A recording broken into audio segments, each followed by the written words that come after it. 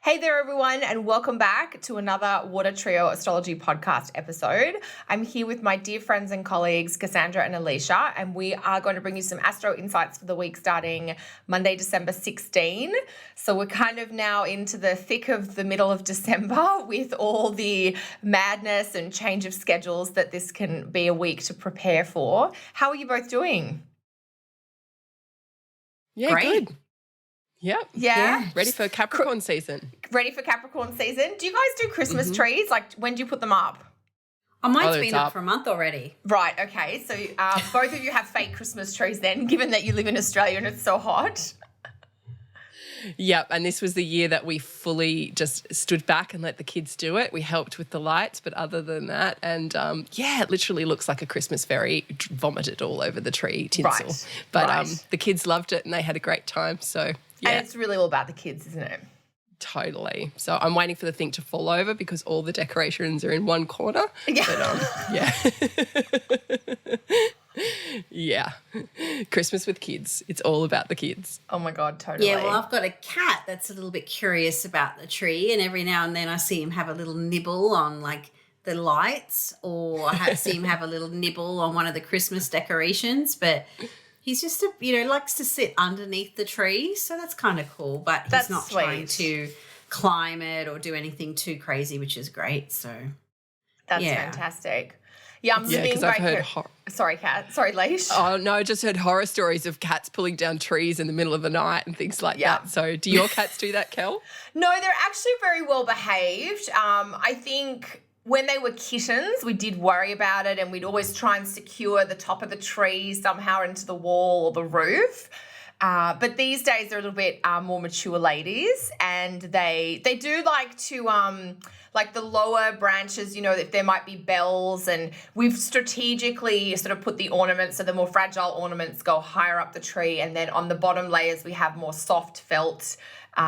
We have some tartan ones that Peter's mum gave us, and then we have some woodland type stuff, and so we put them on the bottom. But really, we've never had any big dramas. They sometimes like to hit the branches because we usually Yes. do a real tree, and so we have to be very strategic about when we put it up because you don't want it to die before Christmas.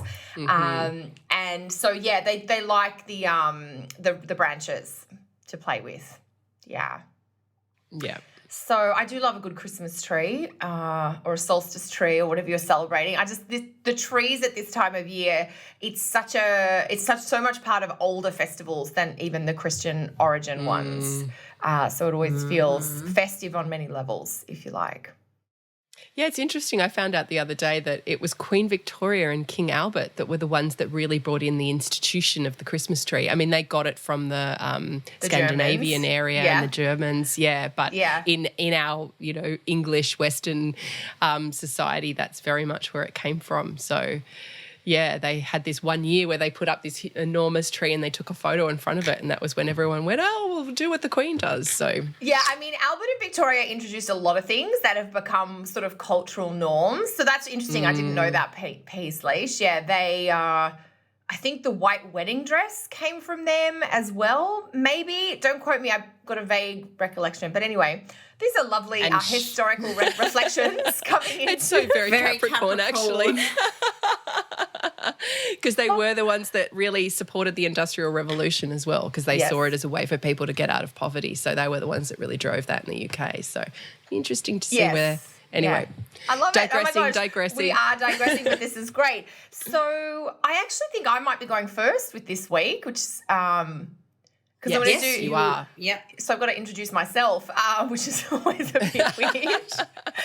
So the aspect I wanted to share with you all this week was Mercury square Neptune. So Mercury in Sag has now kind of come to the middle point. He's got a square Neptune, so 16 Sag to 16 Pisces. And this is happening Thursday, December 19th if you're in Canada and the States, and you'll feel that on Friday afternoon, as Leisha was just telling us, if you're in Australia. And the reason I think we all need to know about this aspect is this is actually, I think, one of the more tricky or difficult's not quite the right word, but annoying or irritating might be a good phrase for this word. It's not Mercury retrograde, but I think it's going to have a lot of the feelings or the qualities of a Mercury retrograde in that Mercury dancing with Neptune can get overwhelmed, can be saying yes to things that it has no ability to follow through on. And there is a general feeling of like maybe having too much on your plate, or just feeling like everything has come to a head. And, you know, when I think about, okay, this is the Thursday or Friday at the end of what is like the year in terms of some school schedules and, you know, work schedules. I know many of us will be working through the holiday period, but for the most part, you know, Friday or the end of this week is really sort of the end of the main regular stuff. We're all going on to different schedules. And I just thought it felt a bit chaotic and a little bit messy in terms of so much going on at once and it being hard to keep track of all the threads and the loose ends. So I don't know there's a lot we can do about that. I mean, if you've got the clarity of mind to do a little meditation or something in the morning, or to try and do things in advance so that you're not, like, the first part of this week is pretty clear. So I think if you've got things you need to do, run out Monday, Tuesday and sort of get them done. But if Thursday last minute stuff is probably just going to be a little chaotic. So just be patient, I think is the best we can do here. What are your thoughts on this, gals? Well, here in Australia, it will be the end of the first week of school holidays. So I think there'll be a lot of us mums reaching for the glass of wine, because we've been dealing with kids home overexcited about Christmas and just trying to like think through the noise. And I think as well, like, it's definitely not a time to be trying to do last minute Christmas shopping. My tip would be to not be trying to make lists and do things that require detailed thinking on that kind of Thursday, Friday period. So maybe make it about, you know, getting out and doing something like that goes with the flow. You know, take the kids to the beach, spend the day around water, or where there isn't that detailed thinking required, because Mercury in Sagittarius isn't good at the detailed thinking anyway. You know, it's trying to make big picture stuff, and then add Neptune into the mix. Yeah, I totally get your analogy for the mini Mercury retrograde. So just be calm, let go, drop your expectations and just see where the day takes you. So yeah, what about you, Cass? Yeah, I think it's a pretty apt astrological configuration for the start of the holidays here. It's like, I'm checked out, I'm just in Neptune land, and I'm going to enjoy the season. So yeah, not really a great deal to sort of add there.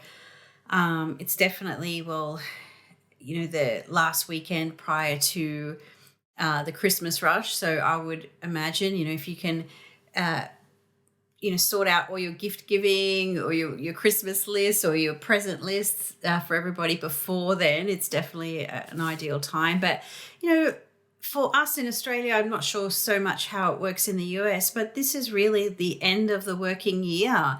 People will start taking that week between Christmas and New Year off. So I think it's a wonderful way to sort of, start that holiday break. Mercury, Neptune, I'm not worried about the details. I'm going to, head to the beach or spend my time by the fire, whatever it is, depending on what side of the globe you're on. But I think it's, not the ideal for, checking off the list and the to-do stuff, but it's great just to kind of relax and don't worry about the details, because it's holiday time. It's time to sort of rest and enjoy and go with the flow with things. And I think if you can sort of maybe know that this aspect is coming, and where possible, prepare all maybe the food shopping you've got to do as much as you can, prepare any gift giving that you can as much. And then this aspect is not really going to be too much of an issue, hopefully.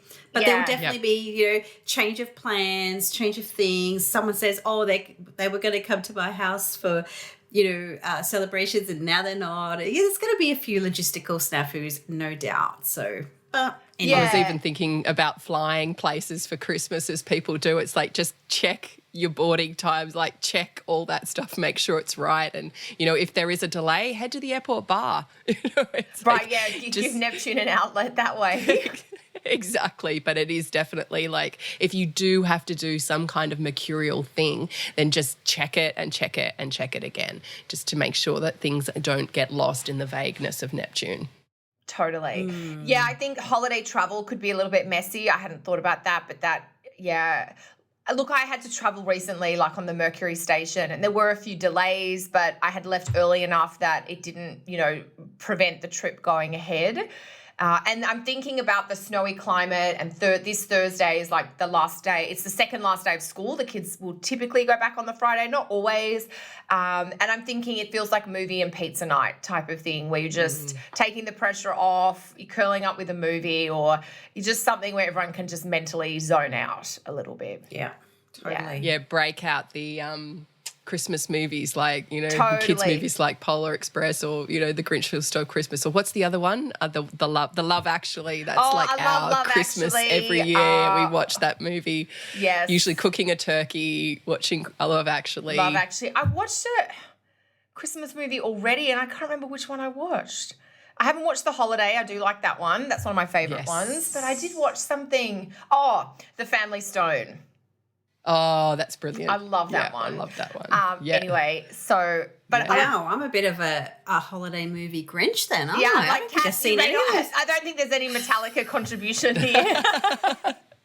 Actually, Linky might like we watched one called Arthur Christmas, which is kind of cool. The kids love that and they want to watch it all year round. It's not just for Christmas, but I'll probably go into like mega Cancerian mode at this time. I like pour myself a little scotch and put on a bit of Frank Sinatra Christmas or Harry Connick Jr. because I love Harry Connick Jr. Of course. Way better than Michael Bublé. But anyway, we won't go there.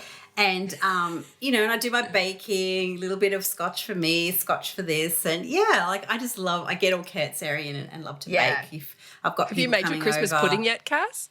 No. Oh, yeah, Christmas I think we cake. talked about this last year. Yeah. My Christmas cake is the best. But no, I don't know. I've really I've been a bit of a Grinch these last few years. Just, I'll make up some other treats. Yeah. The trouble is I eat it. So I love it. And like the people that have been around me can take or leave it. So it's like, okay, well, if I make this thing, I'm going to be wearing this thing. I don't want to do that. So yeah. Maybe you need to make it for Water Trio time at the beginning of January. Oh, my God, totally. I'm all over that. No, you need a several month wind into this. So I usually make this cake no later than sort of October. So then you can add more rum into it and the cake has time to mature. Yeah. So the longer you can add that alcohol to it, it really does make it really rich and well preserved. Like it just has a real matureness to it. So. Oh, my God. Yeah, So we're having all the Christmas nostalgia moments here, which is very Mercury, Neptune too. Yeah. So I'm like, I feel like we could spend the next half hour talking about this, but I'm going to bring the Saturn in here. And I think you're up next, Leash, with your Capricorn season intro. Yes. So it is time for the sun to move in and join all the other planets that are there in Capricorn and really bring that focus to this area of our chart. So this is the backdrop and it also is the solstice. So this is that time of the year that really marks a major turning point where we have, the longest day here in Australia, the shortest day with our Northern Hemisphere friends, and it is going to bring more of a spotlight shining into all the Capricorn that's been going on and getting us ready for the eclipses that are coming up. So, I just personally, I think that I'm looking forward to it. I'm looking forward to the grounding. And it'll be interesting to see the sun as it joins in all these areas. But it's just the feeling of let's get real, let's get ready. Let's see what 2020 is going to bring. I know that we've still got the holidays in between, but there still will be that stirring, just because there is such a focus on Capricorn this year, that stirring of it's not just about the holidays. Let's see where the future's taking us and have a look and just move beyond this. So I feel like in a way, maybe the celebrations this year will have a little bit more of a sober quality to them. There won't be as much of the celebratory or people kind of honing things back a bit.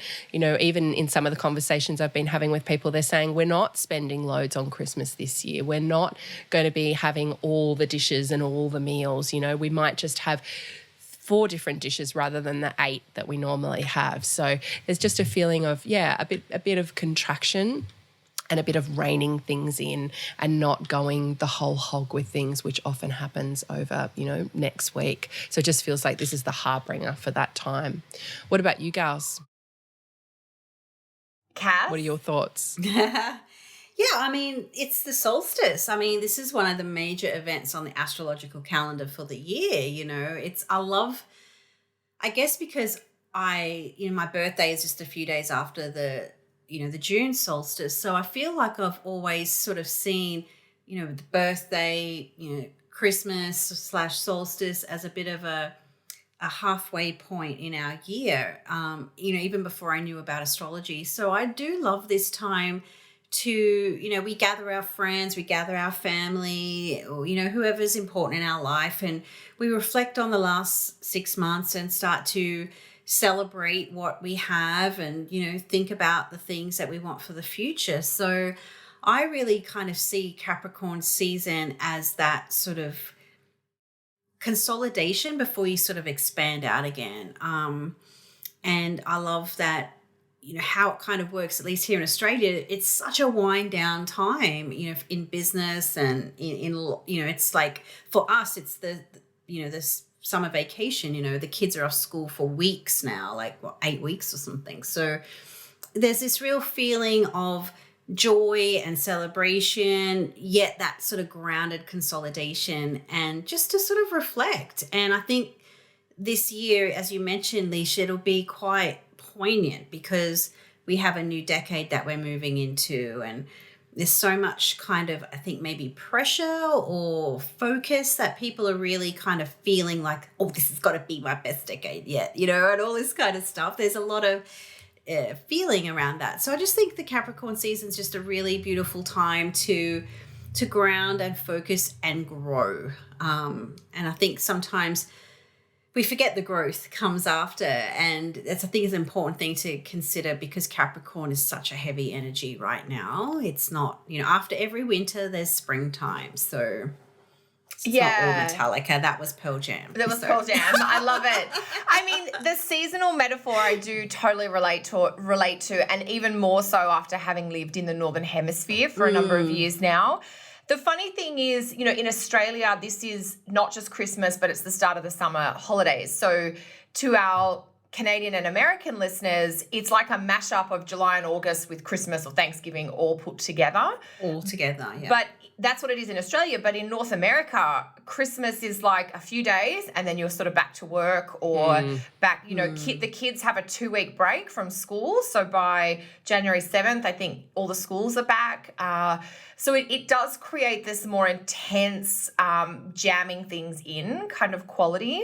And I think that pressure might feel a little stronger this year because there is so much going on in Capricorn.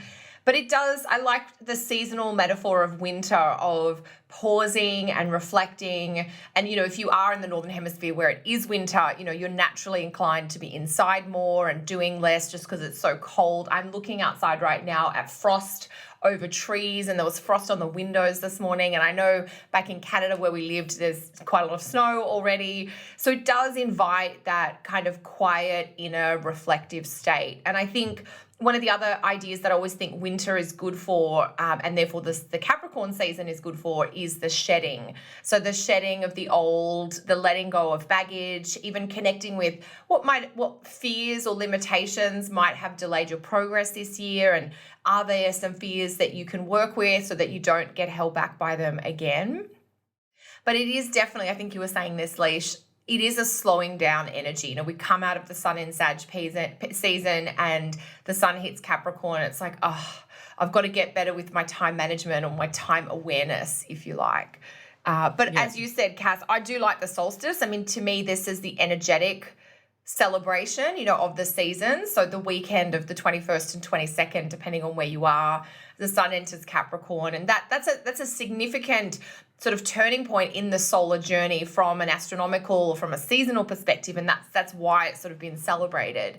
And it used to be the start, I think, of like this 12-day festival, like these 12 days that they couldn't fit into the calendar were just this, altered reality where, people that normally had power didn't have power. And, so the whole Saturnalia, or, that sort of idea, which predates the Christian celebrations of Christmas. So it's a very ancient time of pausing and feasting and celebrating and being out of your normal schedule. So, love it. What I like about this time, I mean, we don't physically feel it here because it's the height of the summer and we're out and about and doing all the things, but we're not, from a traditional standpoint, it's, the summer was about working the fields and working the crops and making sure you had enough food, whereas the Capricorn time is when you're indoors with people and you're learning and you're sharing people and you're growing your mind in a different kind of way, in a more, it's either Saturn in the fields or Saturn learning. So it's this sort of different energy there. And there's still growth, it's still bounty, it's still progress, but a different form and shape of it. So, and I think that's what we do when we celebrate with people. We celebrate our experiences and our wisdom and our progress and our hopes and dreams for the future. So all of those things, I feel, when the sun makes these big turning points, is something to really consider as well. So yeah.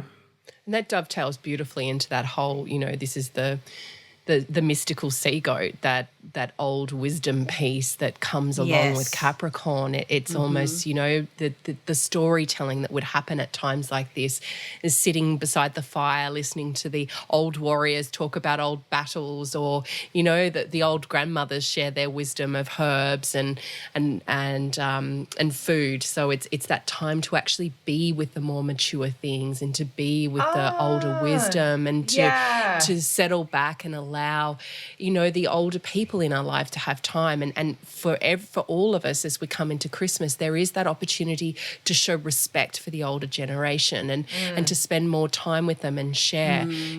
Going through a personal story of my father with dementia, it is really key for me to spend that time exploring his past with him, because that's where he feels more comfortable now. And there's a lot I can learn from him, because I'm realising now, as I'm moving into my more mature years, just how different generations are. And so, I want to carry that, be a torchbearer that carries that light forward, so that my own children don't miss out on all that came before. And I think often in our society today, we're so focused on what's new and what's young and what's fresh that we forget of the importance of the mature wisdom too. So, it's a great thing to be doing during Capricorn season. Oh, Leash, that's so beautiful. I'm like, I want to get all the grandparents to tell all their stories, all the aunts and uncles to tell their stories. And as you were saying that, I'm like, oh, yeah, of course. If you are lucky enough to have extended family that you do see at this time of year, it is a chance to hear some of the old family lore. I remember when we always tease my dad about that. And but as we get older, we're all very happy to hear whatever dad remembered way back when. When you're younger, you're like, oh, dad's just being a fuddy-duddy and, stuck in the past. But now it's like, tell us more. Can we record this or what have you? Yeah, totally. Yeah. I had to, when I was studying counselling, I had to interview my grandmother about, it's called Geniograms, and I treasure that recording I have of her now, because she's no longer with us, and it's just, I'm so glad to have had that. But, this is also potentially a time to check in on your elderly neighbours and make sure that they're okay, invite them into your celebrations, because they're, we are so distant from everything. So, make sure that the elders in our tribe are not left alone in this time. Yeah, and that's a big Capricorn theme, isn't it? That idea of isolation. So, if you're lucky enough, to have people to celebrate with, just be mindful that there might be people who are feeling a little bit alone, and what are the ways you could reach out and connect. So, okay, that's a good treatment of Capricorn season. And we're going to have a lot more to say about Capricorn in next week's episode too, because there's so much happening in Capricorn next week. But Cass, you've got a whole different kettle of fish to share with us. Speaking of traditions, let's go break them now. Yeah, let's go break them. So on Sunday, December 22, we have an aspect between Venus and Uranus. And so that's a square forming across 2 degrees of Venus in Aquarius and 2 degrees of Uranus in Taurus. So take all that Capricorn and just throw it out the window now. No, I'm only joking. Well, just for the day at least. Yeah, Venus and Uranus is kind of like, well, if there are some traditions that are just not serving you anymore, perhaps there are people in your family that are not people you want to be spending time with. It might be about sort of going, hey, well, no, I'm going to buck this tradition. I'm going to buck this thing and I'm going to do it my own way. So, Venus is wanting to, in Aquarius, she's looking beyond the tradition. She's wanting to form new traditions, form new connections, form new alliances. And so with Uranus, in the mix here, it might be, okay, well, I want freedom from those traditions. I want freedom from those old things. And I want to do this holiday season or this stuff a little bit differently. So, and I think with the, Venus going through Aquarius, it's not totally throwing the baby out with the bathwater. This is, let's bring in the traditions, let's bring in the past, but let's sort of also keep the future in mind as well. So this might even kind of herald a time where you are, you have the old people in your family and the new people, maybe siblings or what have you. There's new partners, there's new relationships, and it's like, oh, well, now I need to do things because I have a new partner, or, the old structures are getting a little bit broken up potentially there as well. But this is also a really great aspect if you want to do things a little bit differently or shake up routines, of course, in an existing relationship or with existing friendships or people that you're close with. It's like, okay, acknowledging this is not working for me anymore.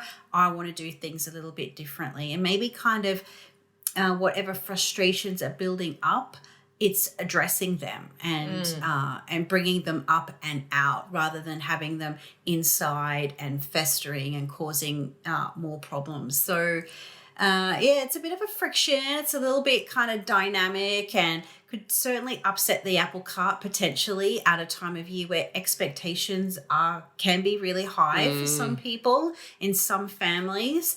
And so if you are feeling uncomfortable or if you are feeling like, hey, I don't want to do this thing, this Venus-Uranus aspect on Sunday is going to perhaps make that known within you, and then it's your choice how you might want to approach a given situation that you might be struggling with or feeling restricted by as well.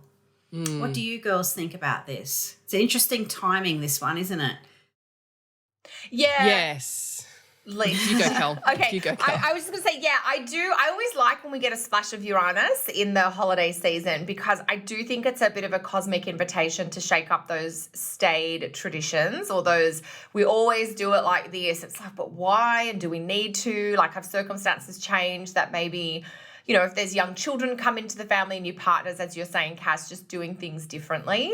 Because there is the Venus square Uranus. I mean, she's the ruler of Uranus in Taurus. So there is that real sense of, I want freedom. I want to do things differently. I don't want to be bored. I don't just want to be going through the motions and doing same old, same old. I think because it's happening in the US and Canada, certainly it's Sunday, the 22nd of December. So it's like the Sunday before Christmas, which is very common for people to have big family events, on the weekends around Christmas. It'll be Monday morning in Australia. So yeah, just being flexible also because I think things might not quite go to plan. So letting yourself shake things up where and when possible is a great idea. Leash? Yeah, I was just having a look because I remember this time last year there was some Uranus stuff in the mix as well. We were talking about shaking things up, and yet this is the first time Uranus has been in Taurus for the holiday season. And what my feeling is that we are going to put our values on how we want to change the planet in a different way. So I'm wondering whether people are going to be spending less or buying things that have a more longevity or not going to be as harmful to the planet as before, because I think, this year with Uranus in Taurus for so much of the time, and especially here in Australia, the whole climate change things really come up to our faces. The whole, environmental issues and sustainable issues that are coming up are there. And look, this is something I'm passionate about, which is why I'm seeing it. But it's just the feeling of, what, we don't need to buy all the things. Let's spend our money in a different way, or let's show our value for people in a different way. Maybe it's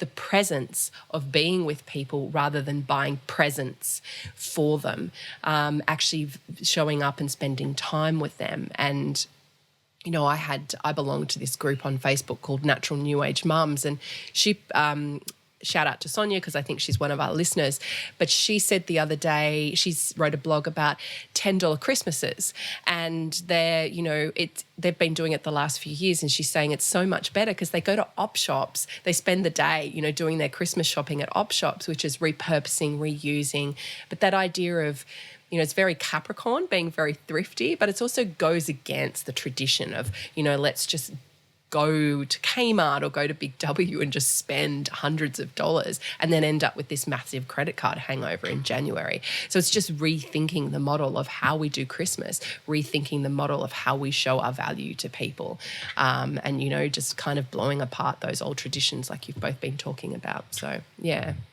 That's a good point, Leash, about like the environmental component of consumption, basically, and whether if we think differently about it, the potential positive changes that we can contribute to. And I do think there's something, whether it's Uranus in Taurus or Jupiter in Capricorn, there is a little bit more of a frugal tone, and being more mindful of resources, using the earth, and that idea of reusing or repurposing or recycling, before going for something new. And I've noticed that myself, just kicking in already is like, do you really need that? Or do you already have 4 things like that in your kitchen cupboard or in your wardrobe, and maybe you could just wear those out first, kind of thing? Whereas, previously with all the fire stuff, it would have been like, oh, just get it, So there's definitely a shift in perspective. Yeah, some people are even talking about going out and buying secondhand scarves and using that instead of wrapping paper, to save the trees, and or there's that Japanese method of wrapping, and you actually buy these beautiful squares that then becomes that person's present, so they can then wrap with Use that, them. and Going forward. So, and there's hello, Winston. There's our mascot, Winnie. Oh, look at him. He looks I'm not sure what he looks like today. Well, it's 6 p.m. and he's a man that wants his dinner at 6, right, so okay. He's probably not looking very exuberant. Yeah, he looks a little bit more like reflective, and he's like, feed me, mama. Oh, look at his face. All that. But I did hear a statistic talking about wrapping paper and so on, that at least in Australia, what we spend on wrapping paper can wrap the globe 8 times. Oh, my God. Actually, yeah, I heard a similar one about how it could actually power a bus. The amount of biofuel we use in our cards and paper, it could power a bus to go to the moon like 125 times or something ridiculous. So, yeah, it's kind of ridiculous, really. I mean, I think even the fact that we're talking about all this is so Venus-Uranus too, isn't it? Yeah. Yeah. So waking up. Uranus definitely wakes us up. Give things a shake up where you can. Yes. So that's the end of the week, gals, isn't it? Yeah, a lot of focus in the end of the week. Yeah, and this week is definitely more loaded at the end in terms of just when the astrological stuff is happening. So what do you both have going on? Anything you want to let our listeners know about either this week or that you've got coming up? Yep, this is my last week of consults before just taking a break. I will be working... Yeah, I'm not back to work until the 2nd of January. So I do have a couple of slots left this week if anyone is looking for a consult for the year ahead. And my webinar on eclipses is available for download too. So head over to my website for that. Excellent. What about you gals? Cass? Yeah, I've got so many things still in the pipeline. At time of recording, I'm not really too sure what's going to be actually available or not. But if you are interested in more like learning about astrology from the ground up, or some specialist type of webinars for more advanced students, just jump onto the courses page. And you can sign up to the mailing list. There is a subscription service coming soon, a membership. So really excited to be it's not up and running yet. It's technically crawling. It's technically crawling. But it's happening. So if you want to learn more, just jump in on the courses page and you can be added to the mailing list there. And so all will be revealed in 2020 probably. So yeah, super stay tuned exciting. for that. Super How about exciting. you? Yeah, so I will just let our listeners know again about my 2 workshops coming up in Sydney in January and then in New York in early February about year ahead planning. I'll be taking you through the technique of annual perfections so you can see which parts of your chart are being personally activated for the year ahead. And we'll also take a deep dive look at the transits for 2020. So you can join me for a fun day in either Sydney or New York. And the other thing I will mention is my monthly membership, funnily enough, Cass. I always like to just remind people that exists. So if you do want info about every aspect happening each week and each month, you can sign up via the homepage at kellysastrology.com for my monthly astrology guide. So just scroll down to the bottom of the page and all the info you need is there. Cass and Leesh, do you want to just say what your websites are before we wrap up so people know where to find you? I know the links will be below, but... Mine is aliciayusuf.com. Excellent. And CassandraTyndall.com. Excellent. So that's super easy for people. And if you are enjoying the show, please do subscribe and give us a rating on iTunes and even leave a comment below. The comments and the ratings do really help other people find our show. So if you're enjoying it and you think other people would, we really appreciate that. But otherwise, we wish you all a great end to the official schedule. And we look forward. We'll be back all through the holiday season. So we'll be back very soon with an episode for next week. But until then, take care. Happy pre-Christmas preparations. Yes. Bye. Bye, everyone.